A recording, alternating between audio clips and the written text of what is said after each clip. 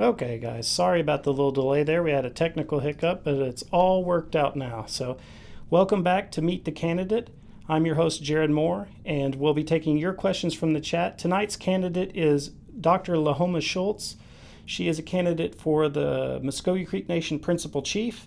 Dr. Schultz, thanks so much for joining us tonight. Thank you for having me, Jared. Happy to be here. All righty. So, I guess to start off with, tell us a little bit about yourself and why you're running for Principal Chief. Okay. I'm, of course, a proud citizen of the Mvskoke Creek Nation. I'm also a descendant of the Seminole Tribe of Oklahoma. My tribal clan is Panther. My mother's ceremonial grounds was Peach Grounds.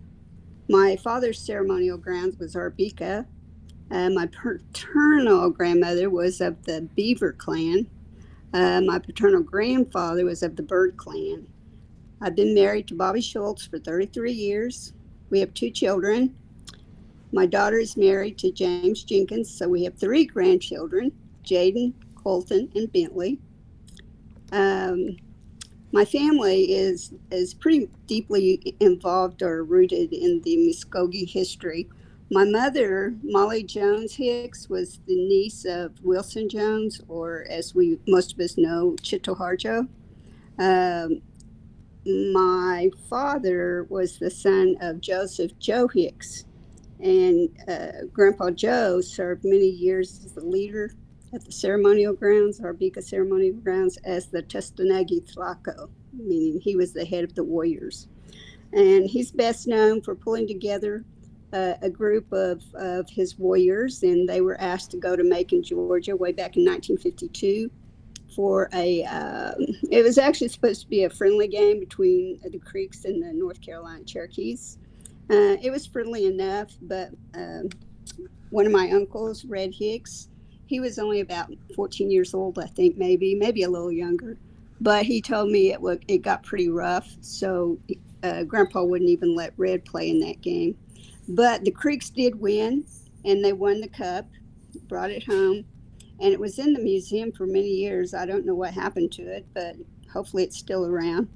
I currently live in Bixby, Oklahoma. My resume, I don't really want to go through everything, but I've been a high school teacher. I've been on the Navajo Reservation. I've been a middle school teacher for the Concho Indian School. I worked at the Bureau of Indian Affairs at the Concho Agency. Then I was a social worker for 11 years. And during those 11 years, I did a lot of advocating for people with disabilities, elders, and I even went to the State House to advocate to get a law passed to help mothers who couldn't get insurance for their children who had pre-existing conditions.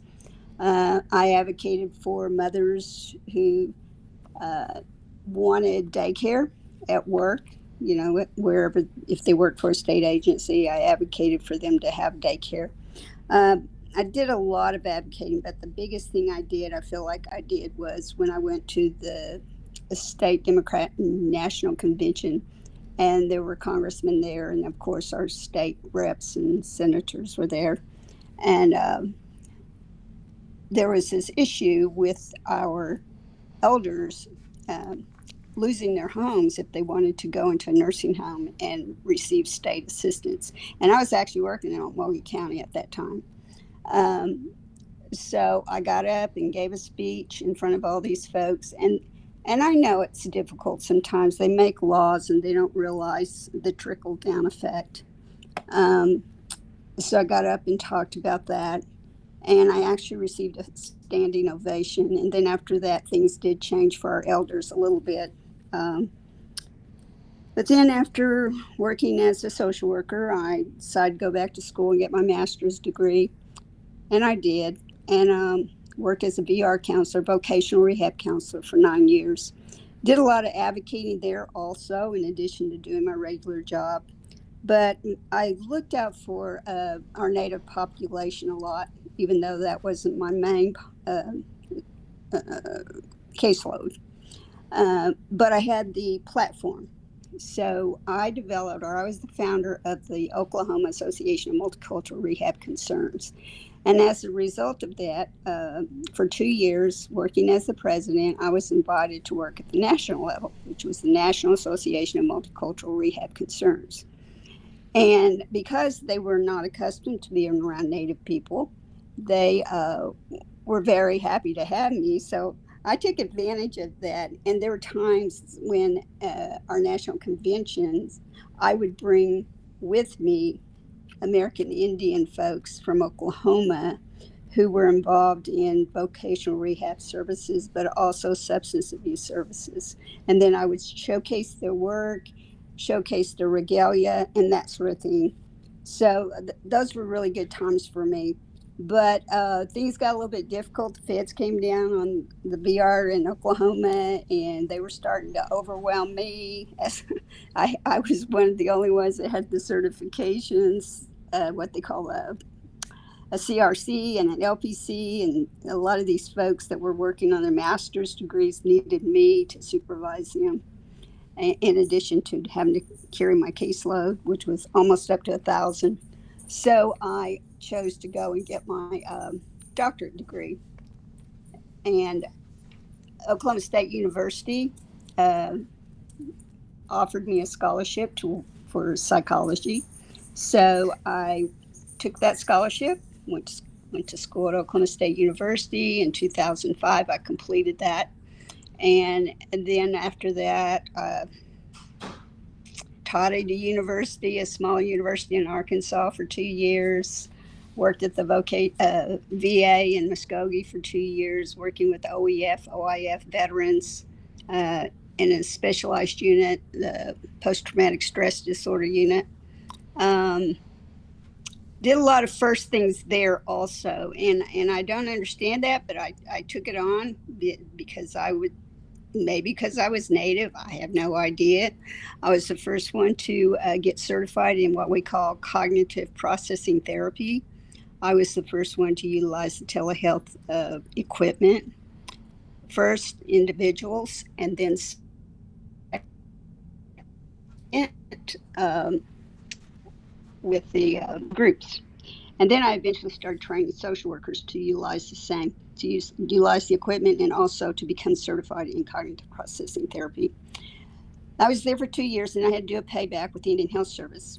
So 638 tribal program hired me to develop a behavioral health program for them.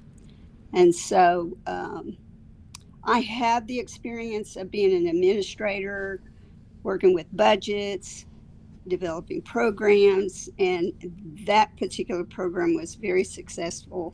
I was there for 6.5 years, and it continues to be successful. I was then hired by the Indian Health Service clinic over in Clinton, Oklahoma, as their behavioral health director. And well, let me back up to the one at the 638. Mm-hmm. In addition to all my other duties, once I established the department or the program, they asked me to train the Oklahoma State University master's level students and doctorate level students, which I did. So then IHS hired me, and same basic thing: behavioral health director, clinician, psychologist, evaluator. They were wanting to get their certification, their accreditation, I should say, for that particular clinic, and they did not have that. I was shocked. So I was working with JACO, and one of the first things I had to do, in addition to everything else, was bring up their policies and procedures. But once I did that, then I had to transfer all that to electronic policies and procedures. And that was quite a task, because you had to stay up on those. But my time there, I developed an integrated behavioral health clinic, and that was successful. And we were honored by the Indian Health Service national director at the time. And one other thing I did for them was Oklahoma University asked me if I would train their doctorate level and their postdoc students. And so I did that also. So then I retired in 2018, and I haven't stopped working. I don't get paid for what I do. Uh, I worked 2 years for the Oklahoma Psychological Association on their board. I worked for 2 years for the American Psychological Association and one of their committees. Uh, we've done a lot of advocating with the congressman for mental health parity and continuing trying to get funding for our Native graduate students in psychology. Um, what else have I done since all sorts of things? I stay involved with the Society of Indian Psychologists. We do a lot of work there, a lot of advocacy. I'm involved with the Oklahoma Indigenous Society of Psychologists, and I'm considered their elder. And so I've worked from the ground on that program. Um, let's see. This is volunteer work. For 9.5 years since 2014, I provided volunteer hours to the Mvskoke Creek Nation as the chair of the selection committee for their scholarship foundation. So that means every semester we get the applications and we read every one of those applications, we score them, and then we have to choose. And then the sad thing is we have so many applicants. We can have 200 to 300 applicants, and we only have maybe 43 scholarships. So, I do wish that more people would get involved, that more people would contribute money or establish scholarships, because it would help our young Native people so much. I did myself establish a scholarship in my parents' name, and that scholarship is given out every spring and fall. And I also established this goes back to me caring about education for our Native students. But anyway, I established an endowed scholarship with Northeastern State University back in 2019. And I just received a report today, and I think they're about ready to award the first scholarship from that endowed monies. I don't know if anybody's applied, but I know I've been encouraging some of our Native students in psychology to apply for that scholarship. So there's my long-winded introduction. Okay. So what motivated you to run for chief? What was the issue that you were like, I've got to run for chief to solve this problem, or this particular thing isn't being addressed? What was that for you? Well, I was actually asked to run way back in when George Tiger was, not the first time George ran, but the second time, I think, when he was running against James Floyd. Mm-hmm. But, I had two homes, or at the time I had two homes. I had one over in Omogi County, and I had one in Mvskoke. But those weren't my main residence. Mm-hmm. I was in north central Oklahoma over in Enid, and I was working from that area. So, I might own homes over here, but they weren't my main residence. But the group that was asking me to run, they just wanted me. They knew we needed change. They thought I'd be the person that could make the changes. And then 2 years ago, I was approached by a totally different group of Creek citizens, and they asked me to run. And so by that time, I was back over here living on the reservation. So I decided then I would follow up, because there must be something about me for my own people to approach me and ask me. I have been an advocate most of my professional life. I've worked 20 plus years with tribal entities and tribal people. I've made a lot of impact in different ways, made a lot of changes in different areas of need. And I guess that's what they see in me. They see I can make change. So I'm ready to tackle this difficult task. And I'm ready. All right. I'm just going to, I don't see, and I want to remind you guys, if you have any questions, just pop them into the chat and we'll ask them. I'm going to ask some of the questions that's been brought up in other candidate forums while we're waiting for the audience to put some questions in there. What's your opinion of the AG? If you get elected, are you going to recommend we get a new AG, or is the AG we got good? Well, my opinion is not so much about a particular person, but my opinion is that when I was first approached about this and started planning in my mind what I would do, I would surround myself with people who are well versed in federal Indian law and have some experience litigating. So I know Jerry may not remember me, but there's been times way back when she approached me about a issue that she was having. That's before she got her law degree. So I don't really have I don't have an issue with her particularly, but I have a sense that she may need more experience, especially when it comes to litigation. So anyway, my number one thing is to surround myself with attorneys who are well versed in federal Indian law and that have experience in litigation. Okay.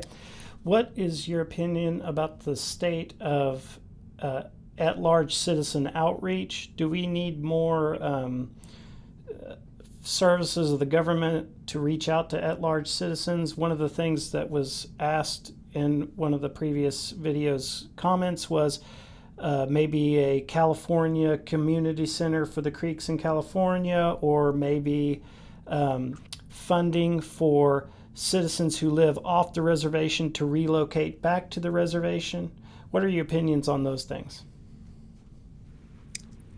Definitely, I have said all along that we need to increase our own tribal funds so that we can help our at-large citizens in some of those ways.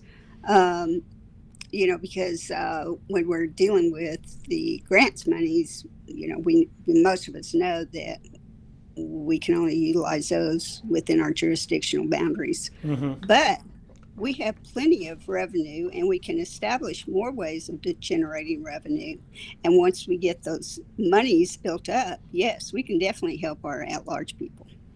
Okay. What is your opinion on the Freedmen litigation, or the Freedmen issue with tribal citizenship? Well, it's in litigation, just like you said. So I really can't offer an opinion. But our Assistant Secretary to the Department of Interior, he gave a talk before a Senate committee last July, and he pretty much spelled out what the issues are right now. So even they can't tell us what to do at this point. Okay. But it's in litigation, so right. I don't have an opinion right now. I mean, I may, but I can't talk about it. Okay. Lisa Deer has asked a question while we were talking. If elected, would you continue the terminate at will policy for employees? And it says, and why? Well, I've never liked the at will thing, but there are a lot of places that have that. On the other hand, even the places where I've previously worked, there's always a process that you follow before you get to that point. You give people an opportunity, there's counseling, there's training, there's all these things you do. Of course, you document, you have to document, because when you get to the point where you've done all you can and it comes to termination, then you want to have a valid reason. Okay. And I want to remind you guys, if you have a question, pop it into the chat. One of the issues that one of the other candidates, Tim Goodvoice, was talking about was availability for housing for citizens and also businesses on the reservation. And what's your opinion on that? Does there need to be more housing made available? And if so, what would you do to make that happen? Well, there definitely is a need for more housing. And one thing, I'm going to have to sit down and find out what the issues are and why we're having such a difficult time getting our people into homes. I know we have the different programs. We have the down payment program, and we have the HUD program, of course. But I'm not sure if we've taken advantage of the low income housing tax credit program. And that's fairly new. And I think that may have been what Tim was alluding to, because it is out there. But you really have to have an attorney that is versed in that can help you set that up. And yes, we would be the developers, or we could have a third party developer, but that is a way of generating income. It's also a way of providing homes for our people. I'm One of the most difficult tasks I'm going to have in the beginning is filtering out our financials. I need to see why we are spending so much. I need to see why we haven't completed the work that needs to be done on those homes that are located there on Mission Road. To me, I've been out there, but I don't know how many homes there are. It looked to me like there were like 20. Yeah. Well, and on that, I was going to say, on that note, because I was covering that when that started, I think I think the trouble that they're running into there is that they're trying to find contractors to do certain work. I think they're trying to find contractors to do the streets, and then they're trying to, like that. I think that's been the holdup, because that when they started, they had a projected date of like December of that year, and then they ran into a brick wall. And when I was interviewing them about it, this was years ago, but when I was interviewing them about it, that's one of the things they were complaining about, is to say, well, we've got to get a contractor to do this and X, Y, and Z. So I don't think that it was actually done through our housing program or anything like that. I think it was like the elderly housing or the elderly program was doing that. So that might be the snafu there. But sorry to interrupt, but I was just trying to give everybody a little bit of an update on that, but it has been a long time since that project was started. And so that I would want to look into it and see why, because we have people that have been waiting. And as to contracts, don't we follow the Contract and Employment Services Act? That's another issue. I'm not sure that we're following it, Otherwise, we have a lot of our own people that have gone through trainings, but they're not employed. And they may not have the certifications. Well, why don't we help them get the certifications? Yeah. If they need to be certified to be doing certain things, then why are we not helping them do that, so that they can have a job or they can have their own little business? And I don't really understand the reasoning behind that, especially since we continue to spend so many monies on buying all sorts of properties and not completing projects. They purchased the land over west of the Claude Cox Omniplex for a cemetery for veterans, and nothing has been done. But yet money's being spent here and there for buildings and such. And then eventually, what kind of a position are we going to be in when we need money to maintain all those buildings? Right. We've had a question pop up here while we were talking. Oklahoma City native asks, what can or would you do to help the realty department or the Mvskoke Nation do probates, etc. faster? Currently, it is taking up to 5 years. Oh, my goodness. Well, thanks for that information. I had no idea. But yes, I have to sit down and really meet with the heads of all the departments and find out what's needed, what issues they're having, figure out what they need, if it's money and to hire more people, and if it's qualifications. Sometimes you have to have people that know what they're doing, And if we have people that are learning on the job, that's not going to help our citizens. Right. And it's going to delay the process. Yeah.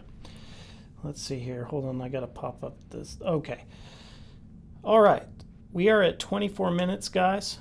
So if you have a question, make sure you get it into the chat, because once we get to around 30 minutes, that's when we're going to wrap everything up.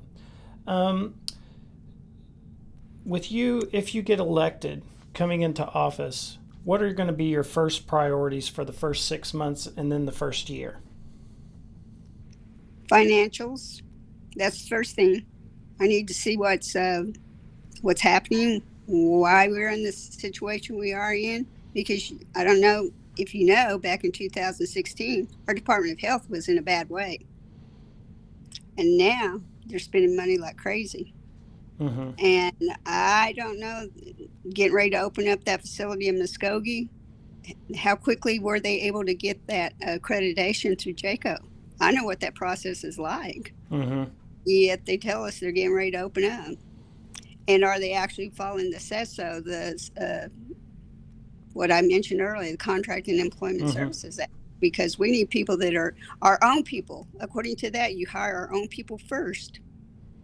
So how are we going to fill that? How are we going to fill those positions with our own people that are certified? Okay.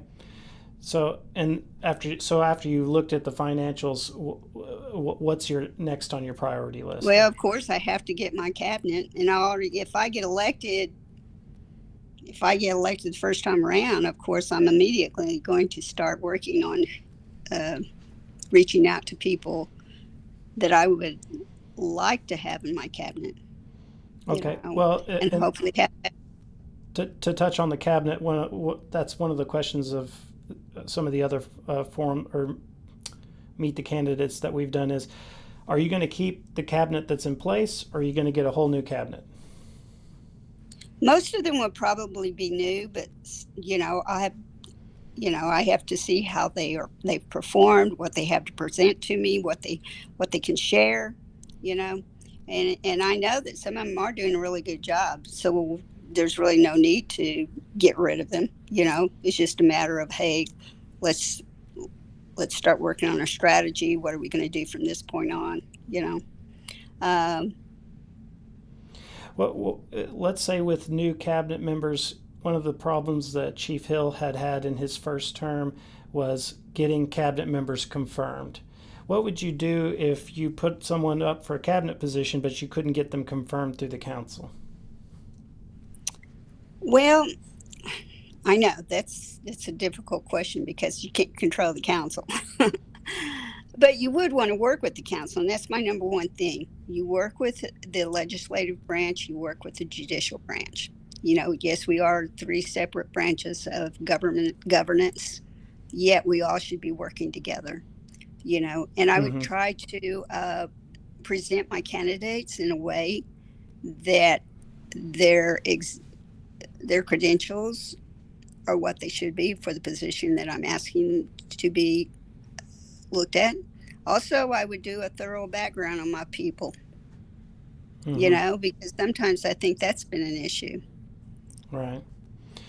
Well, is there anything about your campaign that we haven't talked about that you think is a central issue that you want to get out? Because we're getting close to 30 minutes here. I wanted to give you an opportunity to get any platform pieces out that maybe we haven't talked about. Well, the Indian Child Welfare Act. Okay. Because I am involved with that in many of the different organizations I'm involved with, and I see what has happened, and I hear the stories from some of the parents and even some of the professionals. So we really need to look at that, and we probably need to pass some legislation, probably update our codes, update our policies and procedures, and then I'm saying take it a step further. And the state of New Mexico, their advocates, their native advocates, their attorneys, their guardian ad litems, parents, they've all gotten together and they actually wrote legislation to present to the state level. And that puts some teeth into not just their own ICWA, but at the state level, because it protected their families and their children. And I know it'd be difficult in Oklahoma, but I believe we can do it. Okay. So that would give us extra protection. It would protect our sovereignty even more so. All right. Well, I want to thank you so much, Dr. Schultz, for coming in. There's not any more questions in the chat, and we're right at 30 minutes. I want to let you guys know next week on the 21st, Sandra Golden is going to be on her Meet the Candidate video. That is going to be at 6 p.m. She is a candidate for second chief. And then on the 23rd, we have James Jennings. He is a candidate for the Okmulgee District, and his Meet the Candidate is going to be at 5:30. So if you guys have any questions, just tune in there and ask those questions. And once again, Mado, Dr. Schultz, and Mado to you guys for tuning in today. And I'll see you next time. Mado, Jared. Chihichot, Lise.